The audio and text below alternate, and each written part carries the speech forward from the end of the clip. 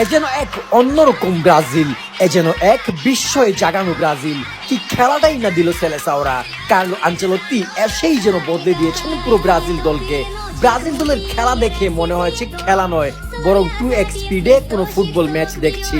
আসলে ব্রাজিলের ছেলেদের খেলা শিখাতে হয় না, এরা মায়ের পেট থেকেই খেলা শিখে আসে, শুধু এদের পথ দেখাইতে হয়। আর এই জিনিসটাই এতদিন ব্রাজিলে ছিল না। একজন ভালো কোচ পেয়ে ব্রাজিল দেখিয়ে দিচ্ছে তারা কি করতে পারে।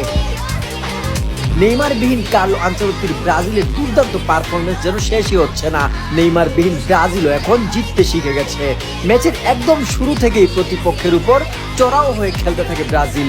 এমন ডমিনেটিং ব্রাজিল ম্যাচ দেখেনি অনেক দিন ব্রাজিল ফ্যানরা, কিন্তু আজকের চিত্রটা ছিল পুরো উল্টো।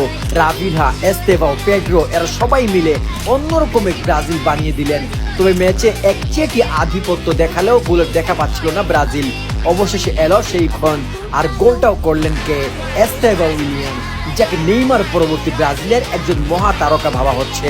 আর গোলটাও কি দিছে ভাই, বাইসাইকেল কিক, একদম মনে হইল জাল ছিঁড়ে নিয়ে গেল।